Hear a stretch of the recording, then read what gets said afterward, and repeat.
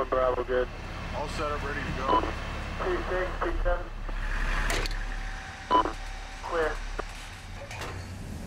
Well, we're pushing into Dura, which is a district in the south of Baghdad. And we know this particular district. We've traveled these very streets. And in addition to knowing the area, we also know this particular unit of the American Army, because they're the same people that we were here with nearly 7 months ago. Put your gear on! We had something. Back in April, Dura Market was a sort of free fire zone. Put on your gear! We got RPGs, rockets coming. I got hit by a small IED. Sniper fire. We had a truck blown up a few weeks ago, and 2 of my friends got killed. That was a big explosion. That was a real bad one. The soldiers of the 2nd Platoon in Dura were coming under attack daily. Man, I got somebody watching over me. Man, what the fuck, dude? I don't know. Go fucking weak without getting hit? I don't know. One Humvee was blown up while we were there, a close escape for those inside. Ah! You're fine, she's stable and whatnot? American attempts to bring security had produced only limited effects. Time and again, when we stayed in the American patrol base, wounded Iraqis were brought in for treatment, victims of an almost random train of violence. It's time to rock and roll. As for the city blocks or mahalas leading off the market, they were rigged with IEDs. Do me a favor, don't get hit by a sniper. The platoon rarely went more than a few streets into the mahalas, and even then, these short forays were spearheaded with tanks. Now, 7 months on, the relationship with the people of Dura is quite different. Hey, what's up, dude? Hello. Assalamu alaikum, habibi. Every single house has seen Americans.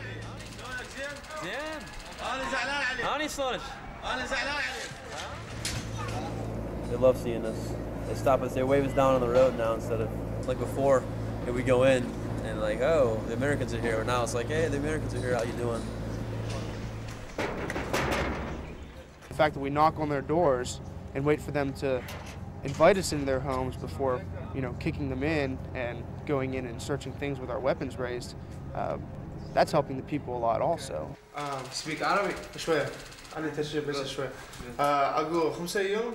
They think, hey, these guys are really here to help us. This Operation Iraqi Freedom thing, it's not just a fancy term that the politicians are putting up there. It's something that they're actually trying to do. When we walk around the Mahala all day, the kids come up and they actually love you, you know.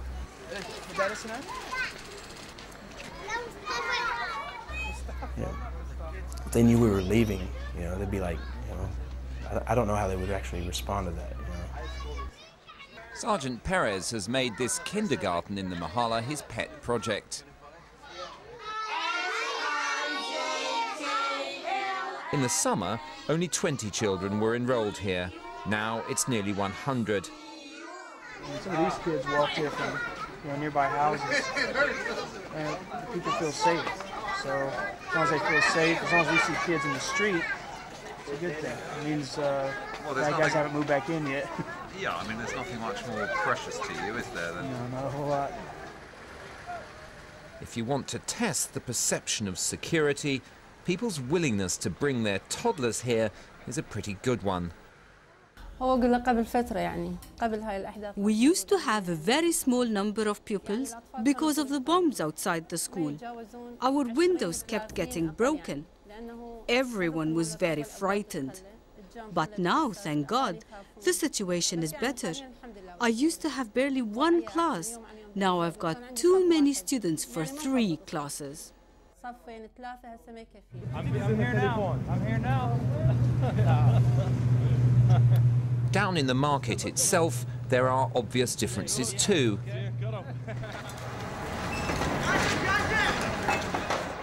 The Americans began their efforts to secure the area in March. In April, there were 200 stall or storekeepers. Now there are more than 1,000.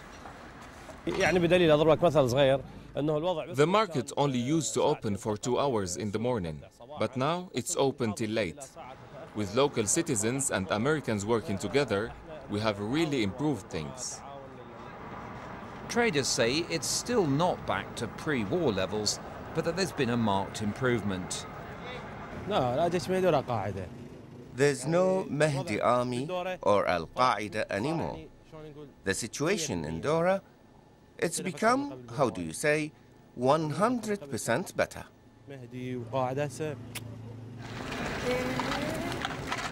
But things are never quite so simple in Iraq.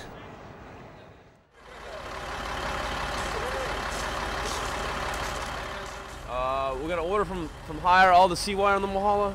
It's gotta go. Unless it's serving a purpose, we either gotta move it or we get somebody else to move it. I'm all about using local nationals. We're gonna hire them to move the sea wire.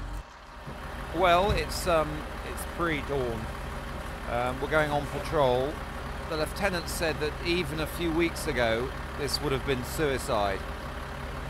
And essentially, we are going to trust our lives on the proposition that the picture is improved to such a degree that we can walk the streets for half a day with them without coming under attack. All right, that's it. Let's load up.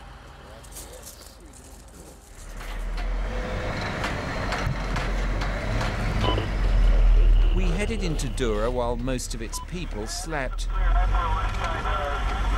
The 2nd Platoon, 30 men, patrol an area with about 5,000 inhabitants. So how did those Americans bring security? This was a key part of it. Since September, those 5,000 people have been surrounded by concrete walls. You know, people came in from out of Dora just because they used to have a lot of people just do drive-bys and shoot up into the Mahala. So we put the walls up.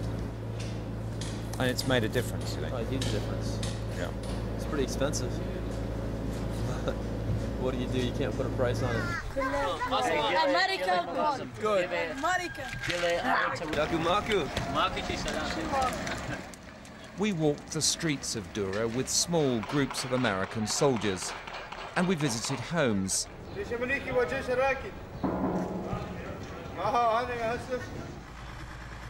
And walked. And walked. Not just one day's patrol, but 4 without a significant incident.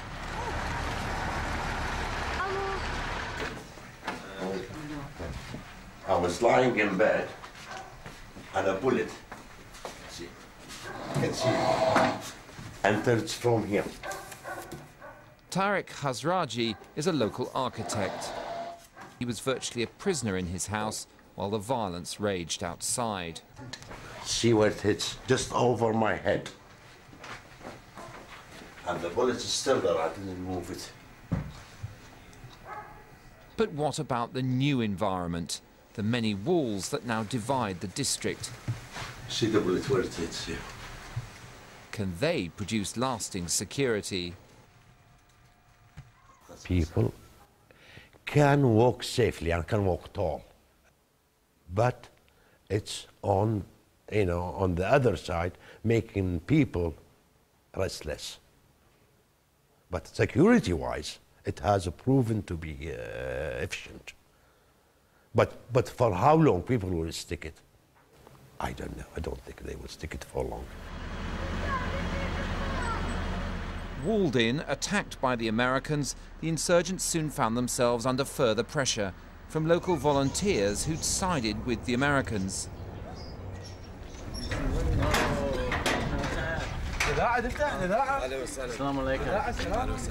Those volunteers now control access through the walls via checkpoints with other neighborhoods. The Americans pay them, but they bring their own guns.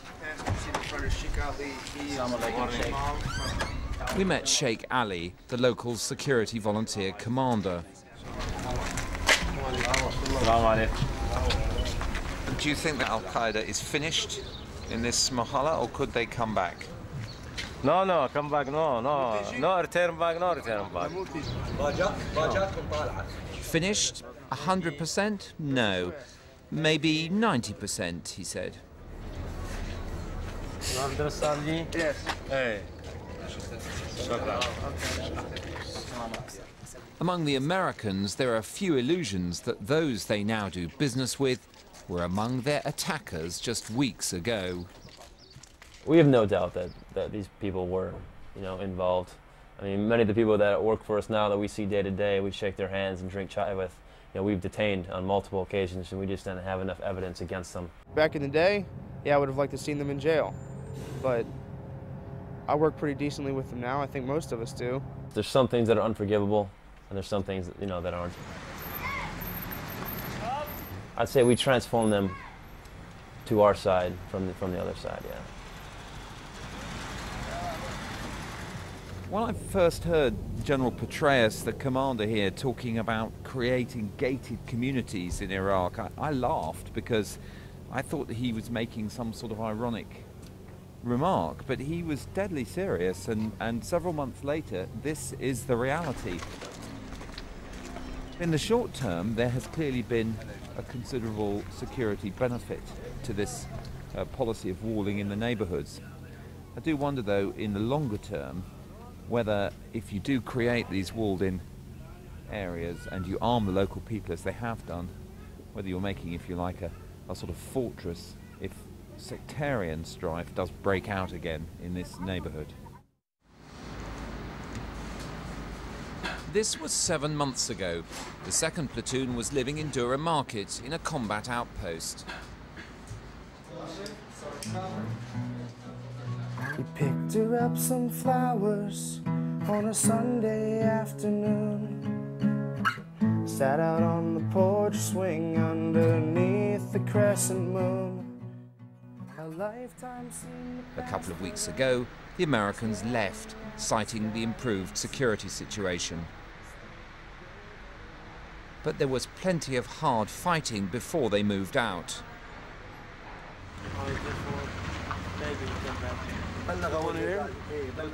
Lieutenant Carlisle will carry 2 bullets home with him. He was shot 5 months ago, but back on patrol within days. We'll go talk to them. We kind of just played it off as no big deal. As a platoon leader, I didn't have time to sit down and feel sorry for myself, I didn't want them going out there without me, especially during the high threats. So as soon as I could, we packed the wound with gauze and then went right back out. I guess you just kind of forget and drive on, kind of attitude, but I didn't really think about it. Hey, Roger. You're at the school time now. Over. Few members of the platoon say they've killed any Iraqis during their long tour. They estimate the total at fewer than 10, and if there's pride, it's from those who didn't pull the trigger. When I met my wife, I said, well, my biggest dream is to halo into a foreign country, kick somebody's door down and shoot them in the face. But to this date, I've been shot at. I've had, I felt the concussion of a guy with a pistol within 15 meters somehow missing us. I didn't shoot him because there were kids running around, Some people would call that weak, and for my own part, I had to question it. I guess I'm glad that right now I could say, I haven't killed anybody.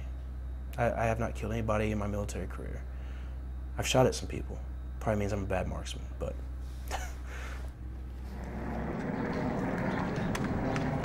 Today, in the balmy sunshine, surrounded by smiling faces, the scrapes of even a few weeks ago seem distant, and the platoon's main mission is reconstruction.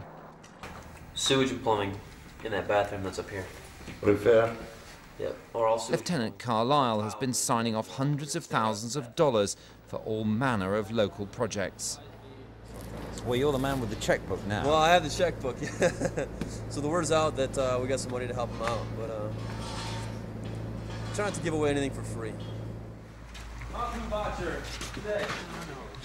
them what happened to all these windows. Hey, Gemma. Next stop on this mission to subsidize this fragile piece, paying a woman for the damage done to her house in recent fighting. Hey. This was shrapnel from the Howland. For all the holes. With winter closing in, she's anxious to get the windows and doors fixed to keep out the cold. Yeah, if I help you fix your windows and your door. What are you gonna do for me? Okay.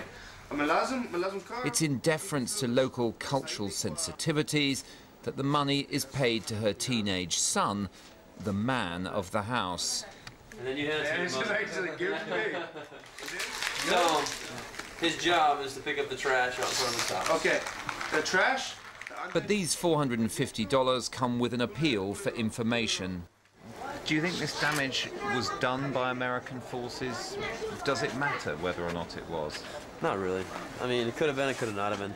This case, I don't think it actually was. We're paying for windows, but really what we're getting is influence. Actually helps out a lot, because, you know, these guys will definitely call us if they see someone digging in front of this street. There are still dangers. After leaving one of the school projects, there's firing. And just beyond the new walls, the bomb or IED threat increases. Right here we got every 200 meters is a national police vehicle, or Iraqi police vehicle, which does it do the job? No, but I guess it helps. But you look at IEDs here, but we haven't got anything on. Don't say it. Within a day, an IED on that very stretch of road. Maybe they found the IED in this traffic jam. Wow. We're gonna have to pretty much like a 3-point fucking turn, you know what I mean? Alright, yeah, that's left then. Dawn again, and we join a group of American soldiers dropped at an Iraqi army patrol base. Hey, would you like some childhood sugar? Jesus, dude. Specialist Jones has become one of the best Arabic speakers in the platoon.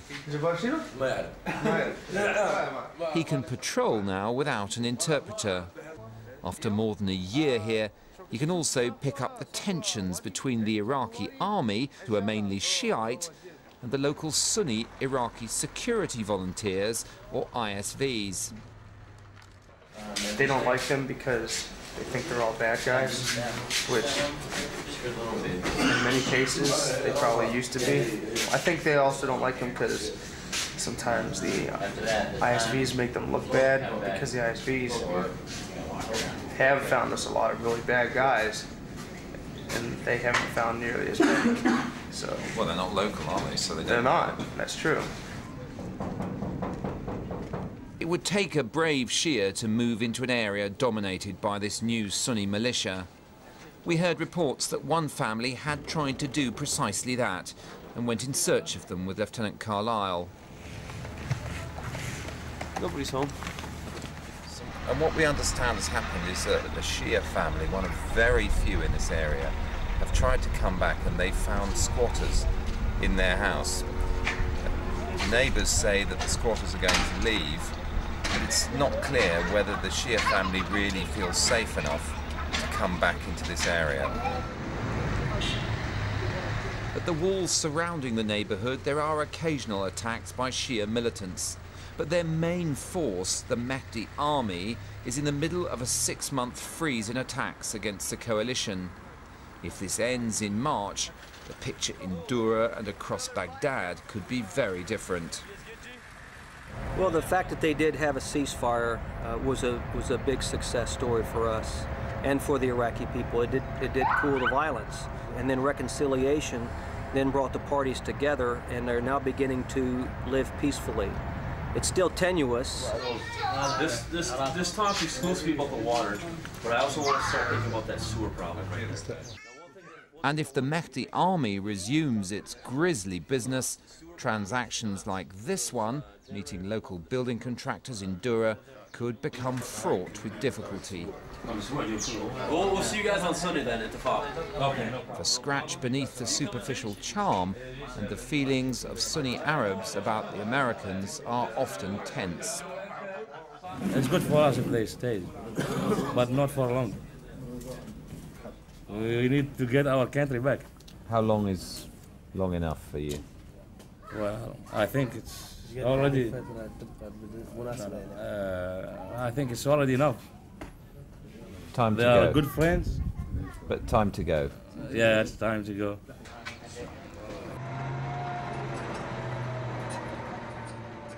Far from leaving now, The Americans are currently relieving their units here with fresh ones, creating another possible source of trouble. An armoured unit has taken over the neighbouring block. They're keen, but still learning about local sensitivities. They're going to be really motivated, and they're just going to want to come in and get in all kinds of fights, just like we were at the beginning. But it took us a long time to learn that that's not the way you want to live life. Well, this battalion is going home soon to Colorado, where they're based, and they'll have done 15 months, a year and 3 months in Iraq. You can argue that those extra 3 months necessary as part of the surge are actually the time in which they've made the key difference. I think that's what they might argue. But equally, I wonder about the difference it's made to them. The losses, of course, in terms of casualties, but also the psychological cost.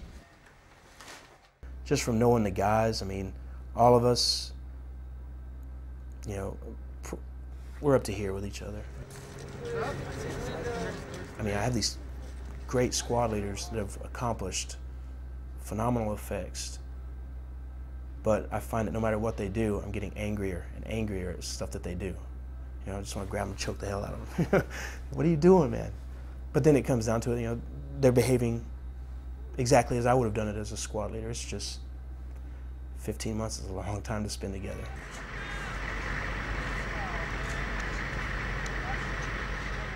Once you experience like the most crazy thing in your whole life, everything below that isn't that bad because, you know, at least this isn't happening.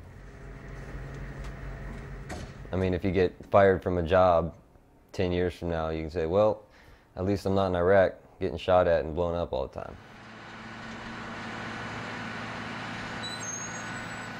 Containers belonging to 212 infantry are now being shipped out. The soldiers have worked in Dura for most of the past year. Some died there.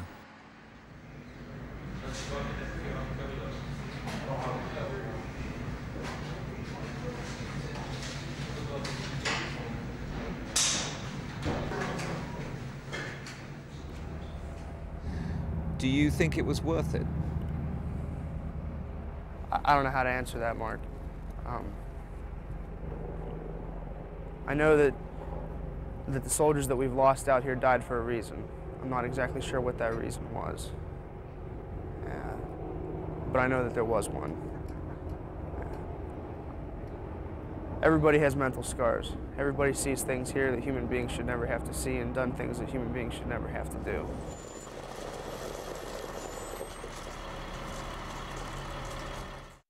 If one of your friends or your parents were to say to you, was it worth it? What would you say? No. No. Not even close. It wasn't worth a single one of them.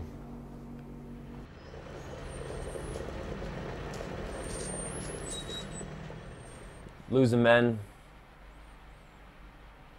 you know, to help the people, it's probably worth it, you know, because we've helped so many more than just ourselves.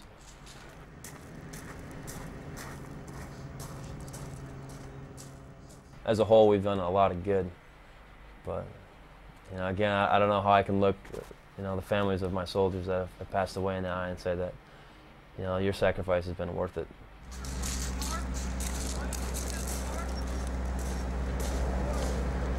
There's certainly no doubt about it. There has been a huge change here. But is it enduring? All the signs of communal schism between Shia and Sunni are very present still. You could argue that the important thing for the American generals is to be able to leave this country with their heads held high, feeling that at last they found the right approach, that they weren't defeated in Iraq. And certainly these troops will go home very soon with a feeling that they did make a positive difference.